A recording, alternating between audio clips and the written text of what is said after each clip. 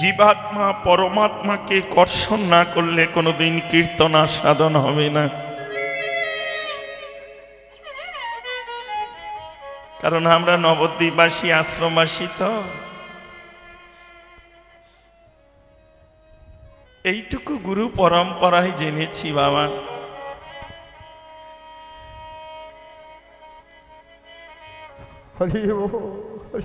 জগতে যদি বিচার করা যায় মা, অনেক কিছু বলা যায়, অনেক কিছু করাও যায়। যার কর্ম যার ধর্ম সে করে যাবে। চেষ্টা করো, আমরা যে যাই করি না কেন একটা জিনিস সব সময় মনে রাখবে, মনি সাপ নষ্ট হয় কিন্তু মনস্তাপ কোনোদিন নষ্ট হয় না। ছোট্ট করে আস্বাদন করো বাবা। এই হরিকথা জগতে, ভাগবত কথা জগতে মহারাজ পরীক্ষিতকে শ্রবণ করিয়েছিলেন সুখদেব গোস্বামী। আর সুখদেব গোস্বামী শ্রবণ করেছিলেন সুখ পাখি রূপে পরম বৈষ্ণব চূড়ামণি মহাযোগী শঙ্করের কাছ থেকে, যেটা ছিল শিবরাত্রির যোগ।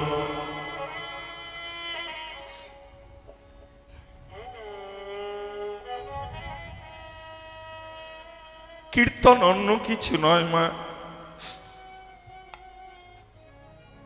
কীর্তন জীব শিক্ষা নয়। আমরা মনে করি মানুষকে বোঝাতে এসেছি, জানাতে এসেছি। না মা, এই জগতে জানে না এমন ব্যক্তি খুব কম আছে বাবা। জানে বলেই জানতে এসেছে। সুখদেব গোস্বামী হরি কথা বলতে বলতে বলেছিলেন, হে ধর্মরাজন পরীক্ষিত, জনম আমার ধন্য হলো তোমার মতো ভক্তের চরণে হরি কথা নিবেদন করে। বক্তার থেকে শ্রোতা বড় হয় মা। ছোট হরিদাসের বদনে হরিকথা স্বয়ং মহাপ্রভু শ্রবণ করতেন। হরিদাস দুটো, একজন ছোট হরিদাস আর একজন বড় হরিদাস। এই বড় হরিদাসকে কেউ বলে যবন হরিদাস, কিন্তু বৈষ্ণবগণ তাকে বলেন নামাচার্য হরিদাস, যিনি 3 লক্ষ নাম নিত্য জপ করতেন। 1 লক্ষ নাম উচ্চৈস্বরে জগতের কল্যাণের জন্যে, আর 1 লক্ষ নাম রসনা নড়বে না, মানে জিহ্বা নড়বে না, সে নামটা নিজের জন্যে। আর 1 লক্ষ নাম নয়ন মুদ্রিত করে নয়ন জলে ভেসে কৃষ্ণ নাম গাইতে, সেটা স্বয়ং ভগবানের মঙ্গলের জন্যে।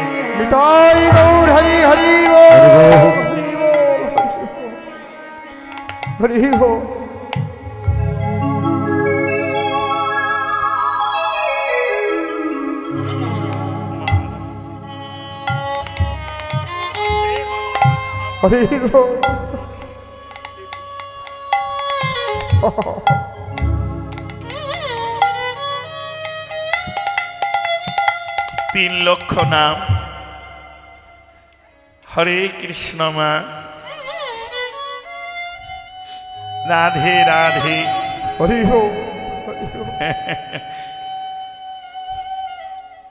আস্বাদন হবে যতটুকু আমি গুরু কৃপায় জেনেছি জানাবো। তবে প্রথমে একটু জানার বাসনা। মায়েরা রাগ করবে না কেউ। রাধে রাধে। এই দিকে এত জায়গা আছে, তোমরা ওই দিকে কেন?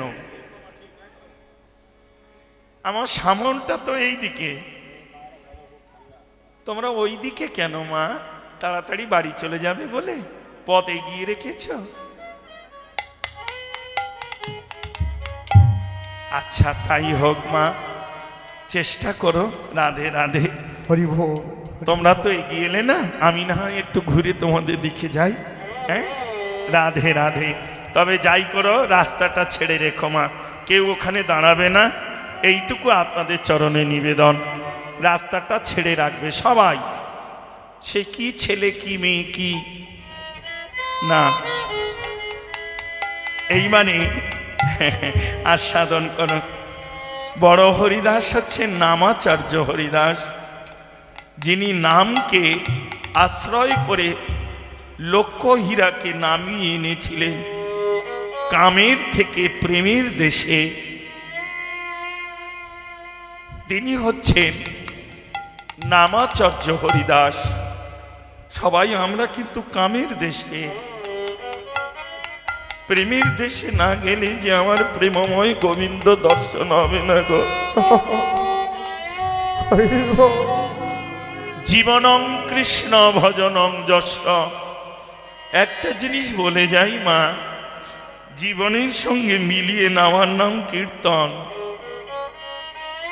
কীর্তন অন্য কিছু নয়, কীর্তন হচ্ছে ভগবানের সেবা। এই যে আপনারা মালসায় এত কিছু ভোগ দেবেন, সে ভিক্ষা করে হোক, গয়না বন্ধক দিয়ে হোক, যার যেমন শক্তি সে তেমন ভগবানের সেবা করবে। কিন্তু মা বসে বসে যদি কীর্তন না করে, আমার ভগবান সেবাই সুখ পাবে না। আর যে ভগবানকে সুখ দিতে জানে না, সে কোনোদিন ভক্ত হতে পারে না বাবা।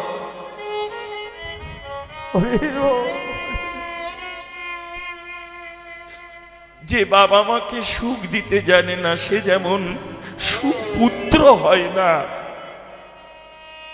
পুত্র তো সবাই, কিন্তু তার মধ্যে সুপুত্র আছে কুপুত্র আছে। তেমনি এক মায়ের গর্ভে পুত্র সবাই হয়, কিন্তু সুপুত্র কুপুত্র যেমন, তেমনি ব্রহ্মার গর্ভে সবাই সৃষ্টি, তার মধ্যে দৈত্য আছে, দেবতারা আছে। এবার তুমি শুধু মানুষ মানুষ বলে গেলে হবে?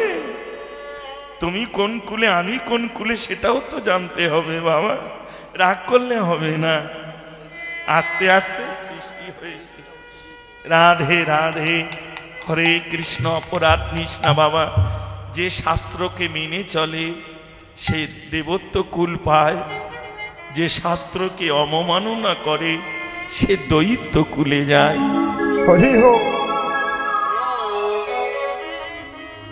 এই যে মা, আমার দাদা বলছিলেন, খুব ভালো লাগলো কীর্তন, এরকম কীর্তন আমি শুনিনি, সত্য বলছি। নবদ্বীপে এতদিন কীর্তন করছি, মুর্শিদাবাদ বাংলাদেশ সব যাচ্ছি, ছুটছি আপনাদের আশায়, আশ্রমও করেছি। এখনো 18 জন বৃদ্ধা আমার আশ্রমে নিত্য সেবা পায়। আর একটা আশ্রম করছি এই তোমাদের গড়িয়ায়, এখানে শুধু বালকদের সেবা হবে। যাদের বাবা মা নেই, অনাথ, তারাই এখানে ভাগবত গ্রন্থ শিক্ষা নেবে, তারাই, তাদের খাওয়া দাওয়া আহার সব আমার উপরে ভার, যাকে সব বলতে নেই। হরে কৃষ্ণ, হরি বল, হরি বল। একটা জিনিস শুনলাম, কেন এসেছি তাই না? কোথায় ছিলাম, কেন এলাম, কোথায় যাও? দাদা বলছিল না, কাউকে কোথায় যেতে হবে না, আমি শাস্ত্র ধরে দেখিয়ে দেব। মানুষ কোথায় যায় না, তার কর্মদোষে নিয়ে যায়। তোমাকে কোথায় যেতে হবে না, তোমার কর্ম তোমাকে নিয়ে যাবে। তুমি যেমন কর্ম করবে তেমন তোমাকে যেতে হবে বাবা। আমরা অনেকে বলি এসেছি খালি হাতে, যাব খালি হাতে না। কেউ জীবনে খালি হাতে আসে না, কেউ খালি হাতে যায় না মা। নিয়ে আসে তার ভাগ্য, আর নিয়ে যায় তার কর্ম। আর কর্মই জগতে অমর হয়ে থাকে বাবা। তুমি চাইলে অমর হতে পারো। তুমি চাইলে অমর হতে পারো, কর্মের দ্বারায় মানুষ তোমায় নিত্য পুজো করবে। স্বামী বিবেকানন্দকে আজও পূজা করছে বাবা, সেও তোমাদেরই ছেলে গো। যাক, জয় রাধে। এই ছোট হরিদাস মহাপ্রভুকে কীর্তন শোনাতেন। কীর্তন শোনাতে শোনাতে একদিন তিনি মহাপ্রভুকে সরু তন্ডুল সেবা, সরু মানে পাটনাই চাল বলেন, বা সরু যে চালগুলো আপনারা, তন্ডুল মানে চাল, বৈষ্ণব জগতের ভাষা তো, একটু উচ্চাঙ্গের মা রাগ করিস না। আমি তুমি হ্যাঁ গো গো এসব আমি বলতে পারি না মা, এসব ভাষা আমাদের বৈষ্ণব জগতে নেই কোনো গ্রন্থে, এগুলো সংসার জগতের কথা। যাক, সরু তন্ডুল মাধুকরী করতে গেলেন কার কাছে? মাত্র 3.5 জন বৈষ্ণব পাওয়া গেছে নবদ্বীপে বা কলিযুগে। রায় রামানন্দ, স্বরূপ দামোদর, শিখি মাইতি। আর এই শিখি মাইতির বোন মাধবী দেবীকে নারী বলে অর্ধেক দিয়েছেন। নারী জনমটা পূর্ণ ন, এই জন্য তোমাদের এক নাম অর্ধাঙ্গিনী। দেহে অর্ধেকটা স্বামী, অর্ধেকটা পুত্র, মিলিয়ে নাও মা। দেহের অর্ধেকটা স্বামী। শিব যখন বিষ পান করে অচৈতন্য হয়েছিলেন, অমৃত ওঠার আগে উঠেছিল গরল বিষ, তেমনি নাম অমৃত সুধা যত পান করবে তত জগতে বিষের গরল তোমায় জ্বালা কষ্ট দেবে বাবা। ওই জন্য শাস্ত্রে আছে মা, জীবনে দুঃখ কষ্ট আঘাত না পেলে হরি ভজন হয় না।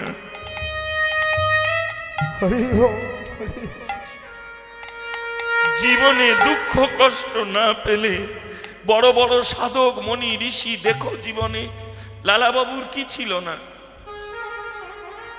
রূপ গোস্বামীর কি ছিল না, সনাতনের কি ছিল না, কেন তারা আজকে নেড়া মাথা ছেঁড়া কাতা ছেঁড়া বইর বাস, জিজ্ঞাসিলে বলে মোরা শ্রী চৈতন্যের দাস। নবাব শেরশাহ আমলে যারা একজন অর্থমন্ত্রী, একজন খাদ্যমন্ত্রী, সমস্ত কিছু ত্যাগ করে তারা মহাপ্রভুর আদর্শে শিক্ষা নিয়ে বৃন্দাবনের পথের ধুলায় পড়ে গড়িয়েছে আর বৃন্দাবনকে সংস্কার করেছেন। যারা বিগ্রহকে দর্শন করে সেখান থেকে তুলে নিয়ে মন্দির তৈরি করেছেন। বৃন্দাবনে সপ্ত দেবালয় আছে মা, রাধা দামোদর, রাধা মদন মোহন, রাধা শ্যামসুন্দর, রাধা গোপীনাথ, রাধা বল্লভ, যেটা হচ্ছে সপ্ত দেবালয়। যারা ব্রজমণ্ডলে যান, বৃন্দাবন যারা গিয়েছেন দেখেছেন। এবার মিলিয়ে নাও রাধে রাধে। শিব যখন বিষ পান করে অচৈতন্য হয়েছিল, মা পার্বতী দক্ষিণ স্তনদুগ্ধ দান করেছিলেন। ওই জন্য দেহের দক্ষিণ অংশটা স্বামী, এই জন্য এদের অর্ধেক নাম হলো অর্ধাঙ্গিনী। পূর্ণ নও তুমি মা। আর অর্ধেকটা তাহলে ডান দিকটা স্বামী, বাঁ দিকটাকে, বাঁ দিকটা পুত্র। ধরা দেবীর ঘরে গোবিন্দ যখন ছলনা করে গিয়েছিলেন, ধরা দেবী বাম পয় ধর বিক্রয় করে তার রোজনের তন্ডুল এনে অতিথিকে নারায়ণ জ্ঞানে সেবা দিয়ে তিনি জগৎপতিকে গোবিন্দকে পুত্র রূপে কোলে পেয়েছিলেন। ওই জন্য দেবকীর গর্ভে জন্ম নিলেও দুগ্ধ পান করেছিলেন মা যশোমতীর কাছে। নারী জনম আমার এইটুকু জীবনে মা, আমি যতটুকু শাস্ত্র সাধু সঙ্গ করেছি দেখেছি, নারী জনমের উপরে আর কৃষ্ণ ভজনের জন্ম পাইনি। প্রত্যেকটা ভক্তের জীবনীতে দেখবে কোন নারীর সহযোগিতা আছে। সে মা হতে পারে, স্ত্রী হতে পারে, ভগ্নী হতে পারে, কন্যা হতে পারে, তাকে এগিয়ে দিয়েছে। কয়াদু যদি হরি কথা না শুনতো প্রহ্লাদ এত বড় হরিভক্ত হতো না বাবা। শর্মা যদি তরুণীকে সাজিয়ে না দিত, তরুণী কোনোদিন রামের চরণ পেত না মা। পঞ্চম বৈশ্রী ধ্রুব লাভ করেছেন গোবিন্দ শুনি, কিন্তু ধ্রুবর মা যদি বলে না দিত এই বনে তোর এক দাদা আছে যার নাম মধু দাদা, যখনই তোর জীবনের খেলার বাসনা জাগবে তুই তখন তাকে ডাকবি। লক্ষ্য করো মা, কীর্তন অন্য কিছু নয়, কীর্তন ভজন, কীর্তন ভগবানের সেবা। মানসা এত কিছু দেওয়ার পরে কেন গান ভজ পতিত উদ্ধারণ শ্রী গৌর হরি, কেন গান? কারণ মহাপ্রভুকে সেবা দিয়ে নিজে নিজেকে বলছেন হে গৌর হরি, এ জগতে আমার মতো পতিত আর কেউ নেই গো। কিন্তু তুমি যে পতিত পাবন গৌর হরি, পতিত জনার উদ্ধারকারী, তাই তোমার চরণে এসেছি, তুমি আজ আমায় উদ্ধার করো। অনেক ভজনের কথা মা গভীরের। ছোট হরিদাস কীর্তন শোনাতেন, শোনাতে শোনাতে ওই মাধবী দেবীর গৃহে সরু তণ্ডুল ভিক্ষা করে আনলেন। যেই আনলেন রন্ধন করে ভগবানকে সেবা দিলেন, অর্থাৎ গৌরকে। চৈতন্য ভাগবত পড়লে পাবেন। যেই এই সেবা দিলেন মহাপ্রভু বললেন, শোনো ছোট হরিদাস, তুমি কি আমার সন্ন্যাস নষ্ট করতে চাও? তুমি কি আমায় পথভ্রষ্ট করতে চাও? আমি যে সন্ন্যাস গ্রহণ করেছি, তুমি কি জানো না যার জিহ্বায় স্বাদ থাকে সে কোনোদিন সন্ন্যাস হতে পারে না। যদি বা সন্ন্যাস নেয় তার সন্ন্যাস থাকবে না।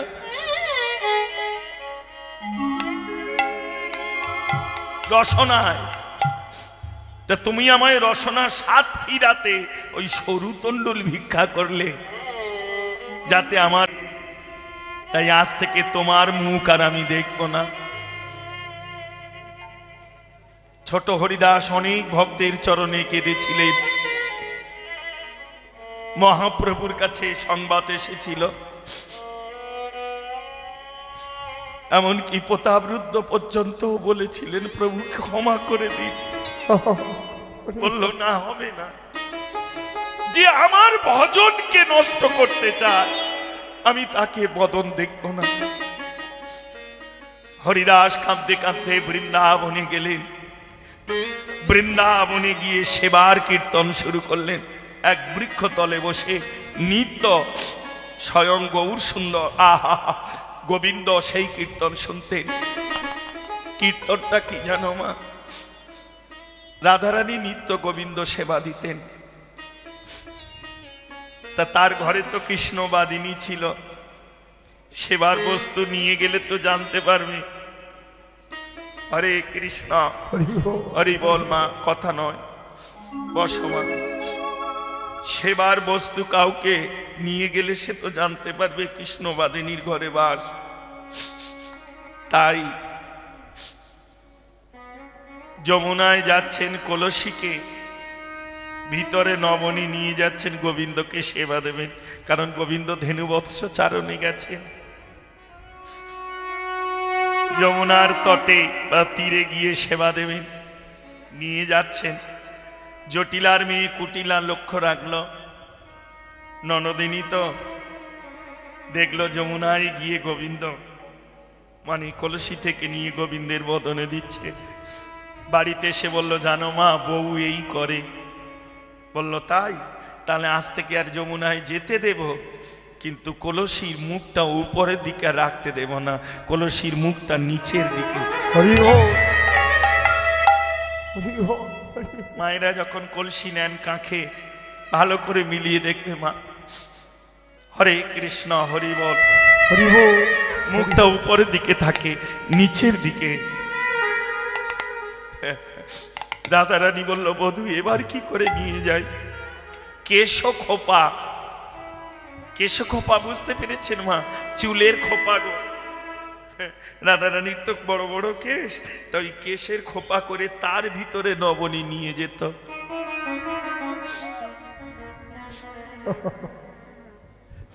কেশ এলায়ে নবনী নিয়ে গোবিন্দ বদনে দিত আর কাঁদত, এমন ঘরে আমার বসতি দিলে প্রাণ বল্লভ। ওগো অনাদি রাধি, তুমি এমন ঘরে কেন আমায় বসতি দিলে গো, যে আমি তোমায় একটু সেবাও দিতে পারলাম না। কেঁদো না রাধে, বহিরঙ্গ সেবা করতে করতে একদিন অন্তরঙ্গ হয়ে যাবে। লক্ষ্য করো বাবা,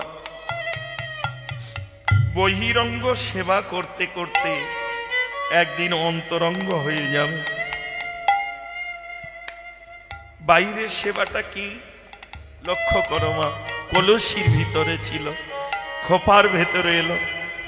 ননদিনী তাও দেখলো, দেখে বললে এবার এলায়ে কেশ যাও যমুনা তটে। বলল চুল খুলে জল আনতে যেতে হবে। খুদ বাংলায় বললাম, গ্রাম্য ভাষায়, এলায়ে কেশ যাও যমুনা ঘাটে। কেশ মানে চুল।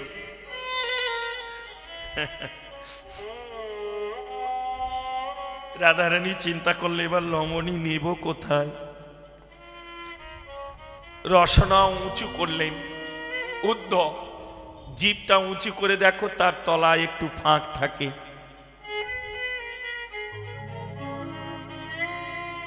প্রত্যেকের আছে, ওইখানে নবনী নিল, নিয়ে গেল গোবিন্দের কাছে।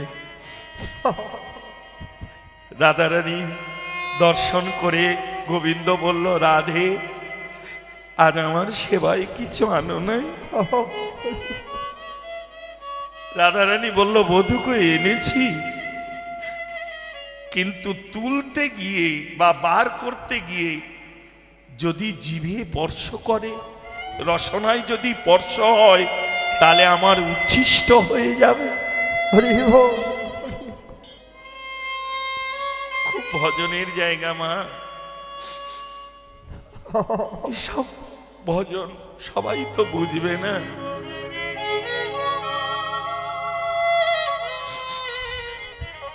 কাম গায়ত্রী, কাম বীজ না থাকলে হবে না মা, রাগ করো না। প্রাণ বল্লভ গোবিন্দ বলল, গো রাধে, এতদিন পরে তোমার সেবা পূর্ণ হয়েছে, এবার তুমি আমায় দাও।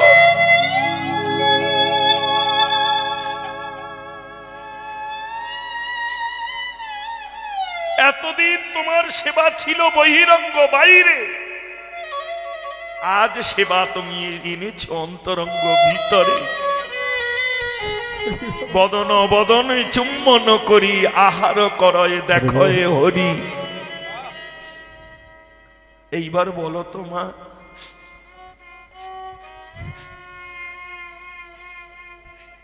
মা কখন চিবিয়ে চিবিয়ে ছেলের গালে দেয়? নিজে নিজে আস্বাদন করো। যখন মা বুঝতে পারে আমার ছেলেটা বড় ছোট, সবকিছু সে তেমনি ভক্ত তাই। হরে কৃষ্ণ, হরি বল।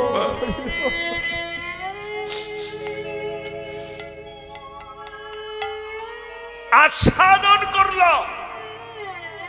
এই লীলা কীর্তন গাইছে কে? ছোট হরিদাস বটবৃক্ষের তলায় বসে। এই কীর্তন শোনার পরে স্বয়ং ব্রজেশ্বরী রাধারানী এসে দাঁড়িয়েছে। হরিদাস,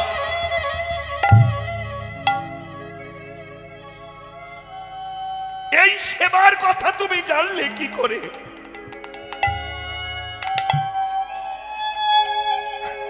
ওগো প্রেমময়ী ভাব করুণাময়ী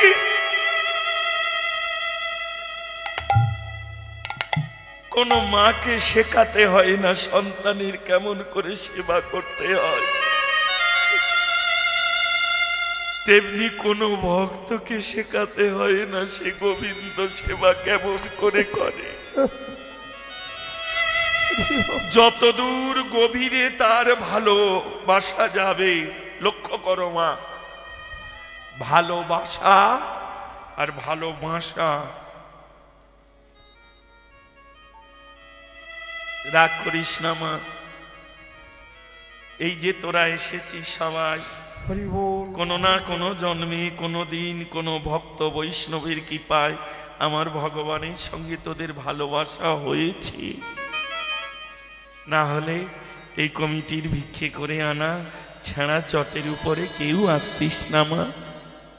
এত সুখ ঐশ্বর্য সব ছেড়ে কেন? ভালোবাসার টানে ভালোবাসা হয়েছে, তাই আশা হয়েছে। কিন্তু ভালোবাসা যদি গড়তে না পারো,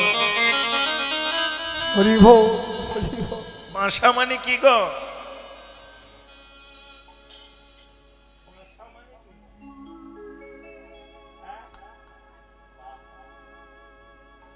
আচ্ছা মা, ঘর বাড়ি দুটো আলাদা নাকি? তাহলে একটা বললেই হয়। বাসা মানে ঘর। গোবিন্দের জন্যে যেদিন ভালোবাসা করতে পারবি মা, সেই দিন দেখবি আর যাবে না। একটা জিনিস বলি বাবা, সিংহের দুগ্ধ যেমন সোনার পাত্র ছাড়া থাকে না, উড়ে যায়, তেমনি কৃষ্ণ প্রেম উপাসনার পাত্র বিনে থাকবে না।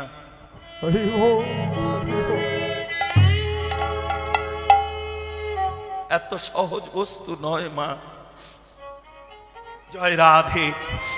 হরিদাস বলল, মা ওগো রাধে। আসতে বাবা, এখানে তোমার ঠাকমানি ভক্ত, কোনো কথা হবে না বাবা, ক্ষমা করো। 3 ঘন্টা বলার জন্য অনেকটা পরিশ্রম করে এসেছি বাবা। অর্থটা বড় নয়, জগতে লোক বলে অনেক অর্থ অনেক কিছু, মা অর্থ জগতের কিচ্ছু নয়। এই শোনো মা, ছোট্ট করে একটা গল্প বলি, তবে গল্পটা খুব বাজে গল্প। বাজে গল্প বলছি, তবুও তোমরা মনে করে নাও। দুজনে একই অফিসে চাকরি করে, ভালো করে শুনবে। দুজনে একই অফিসে চাকরি করে, একজন দারোয়ানি আর একজন ম্যানেজার। মাইনে দুজনার আলাদা, কিন্তু অফিস তো একটা। ভালো করে শুনবে, অপরাধ নেবে না। এখন যে দারোয়ানি করে সে কিন্তু হ্যান্ডসাম, হাইট সাইট খুব ভালো, আর যে ম্যানেজার সে বেটে সেটে খাপটা করতে পারে। এখন সে যায়, সই করে, আর হাজার লাখ লাখ টাকা মাইনে তুলে নেয়। ম্যানেজার চিন্তা করে কি, এই দারোয়ান চিন্তা করে কি ব্যাপার, কি ব্যাপার, এত টাকা মাইনে ও খায় কেন? আমি এত মোটা সোটা হ্যান্ডসাম, এত কিছু, আমার। এইবার ওকে ডেকেছে ম্যানেজারকে, दरवान गए बाबू एक बात पूछे। हाँ बोलो क्या चाहिए। आपको तनख्वाह इतना मिलता है, साइन करके चला जाता है, हम 12 घंटा ड्यूटी करते हैं, हमको इतना काहे देता है। आप आदमी है, हम भी आदमी है, आप भी ऑफिस में काम करता है, हम भी काम करता है, इतना तनख्वाह कम क्यों देता है। बोले ये दिमाग का खेल है। कैसा। बोलो ए देखो तुम इधर आओ, इधर आओ। तो जेई काछे एसेछे बोलो ए देखो ये दियाल पे हम हाथ रखा, हमारा जो ये है कर है हाथ है यहाँ रखा, तुम मारो इसमें। बोला हम तो दौरानी करता है मारने के लिए, तो मारेंगे तो क्या हुआ। ये हाथ को यहाँ रखा और ये जाके मार। जब मार दिया तो हाथ ऐसे हटा लिया, जाके दियाल में लग गया, फाट गया पूरा, माने फेटे गए। अरे तुम क्या किया? काय हाथ हटाया? बोले यही दिमाग का खेल है, इसीलिए तुम्हारा तान खाई इतना और मेरा तान खाई इतना। রাগ করলে হবে না বাবা, জগতে সবাই যদি আমরা সমান হতাম তাহলে যে অনেক কিছু হয়ে যেত বাবা। হরি বল, হরি বল। অপরাধ নিস না, আমি বলছি তো সমন ভট্টাচার্যের কাছে কীর্তন শিখেছি, আমি তোমাদের 2 লাখ টাকা দিচ্ছি, আনো। সমন ভট্টাচার্যের কাছে কীর্তন শিখেছি, 2 লাখ টাকা দিচ্ছি, এখানে দাঁড়িয়ে অন ক্যামেরায় বলছি, আনো কীর্তন করতে। আর কীর্তন গায় না, কারণ জেনে গেছে কীর্তন জগতে আর নেই। রাগ করবে না বাবা, অপরাধ নেবে না। এমনি সে একজন কলেজের প্রিন্সিপাল, এমনি তার কম জ্ঞান বাবা, রাগ করো না। হরে কৃষ্ণ। রাধা রানী এসে বলল, হরিদাস, ও হরিদাস, হরিদাস তুমি আমার সেবা করো, কারণ তুমি যে সেবার অনুরাগ তোমার, এই সেবা তুমি আমায় করো। হরিদাস বলল, ওগো ব্রজেশ্বরী, তোমার সেবার অধিকার আমার নেই। কেন জানো? কভি চানা, কভি রুটি, কভি উপবাস। কেউ যদি ব্রজবাসী জিজ্ঞাসা করে তুম কौन है, हम बोला हम चैतन्य का दास। আমার গৌর হরি, রাধে রাধে মা। বছরে 24টা একাদশী আমি নির্জলা করি, দ্বাদশীর দিন, দশমীর দিন রাত 10টায় জল খাই, সারাদিন। এগুলো ভজন কথা বলতে নেই, অপরাধ নিস না মা, কারণ আপন ভজন কথা না কইহ যথা তথা, আপনি আপনি হও সাবধান। এ জীবনে যত ত্যাগ করবে তত আনন্দ পাবে, যত ভোগ করবে দেখবে বাবা, যে কম খায় সে বেশি দিন বাঁচে, আর যে বেশি খায় সে বেশি দিন বাঁচে না।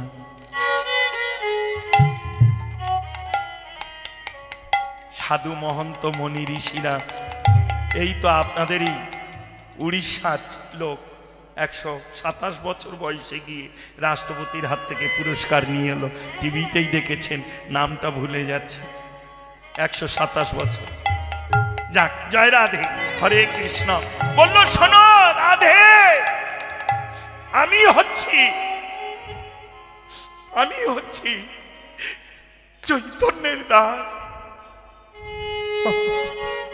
আর তুমি হচ্ছ রাজনন্দিনী।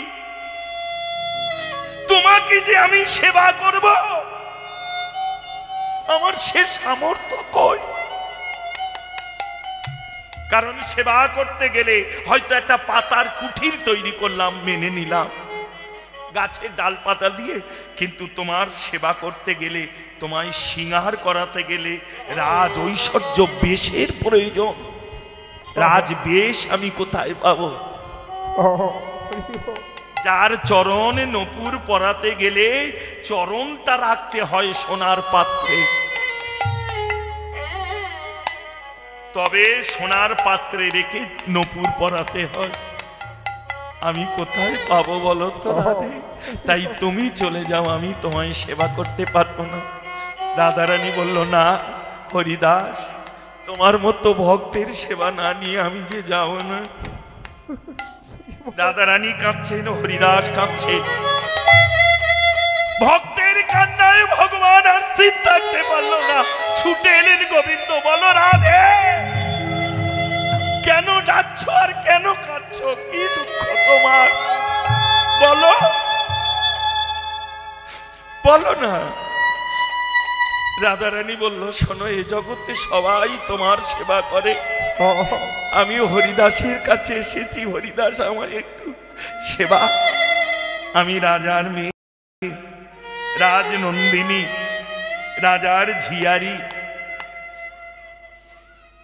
অবশেষে গোবিন্দ বলল, হরিদাস তুমি সেবা করো। বলল, না প্রভু। গোবিন্দ তখন বলল, একটা পদ আছে, তুমি যদি সেবা না করো আমি চলে যাব। বলল, যাও প্রভু, কিন্তু যেটা আমার সামর্থ্য নেই সেটা আমি করব কি করে? কারণ গোবিন্দকে সেবা দিতে গেলে তুমি একটা পত্রের উপরে অন্ন রেখে তার উপরে তুলসী পত্র দিলেই ভগবান সেবা করে। লক্ষ্য করো মা, ভগবান সেবা হয় ভক্তিতে, কিন্তু ভক্ত সেবা করাতে গেলে লক্ষ্য করো মা, অপরাধ নেবে না। হরে কৃষ্ণ। রাজৈশ্বর্য বেশ আমি পারবো না, তোমার রাখালের বেশে সাজিয়ে দিলে বাস, কিন্তু রাধারানীকে সিংহার করাতে যে পোশাক আশাক। গোবিন্দ বলল, তবে আমরা চলে যাই। যাও। অবশেষে রাধারানী বলল, বধূ আমি যাব না। বলল, তাহলে একটা পদ আছে। কি? বলল, তুমি আমি দুজনে যদি এক হই। হরিদাস বলল, আমি তবেই সেবা করব। রাধা কৃষ্ণ দুই তনু এক হয়ে এখনো বৃন্দাবনে আছেন। যারা বৃন্দাবনে গেছেন দেখে আসবেন মা, যার নাম হলো বঙ্কবিহারী।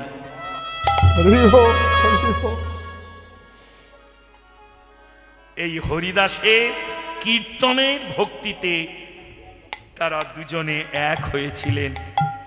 তাহলে কীর্তন হচ্ছে ভজন ভক্তি অনুরাগের জিনিস। রাধে রাধে। আজকে আর বড় তাল টাল গাইলাম না, ছোট করে গান গেয়ে যাব, নাকি তাল গেয়ে গেয়ে যাব? আচ্ছা, গান করে যাই। হ্যাঁ, নদিয়ারে আগে না গরি বেলিয় সকালে যমুনায় সুরধ্বনিতে জলানিতে যে অসমর্থ গৌরব দর্শনে করেছে, দেখে নিজে নিজে কাঁদছে নিরজনে বসে গোরায়ণ।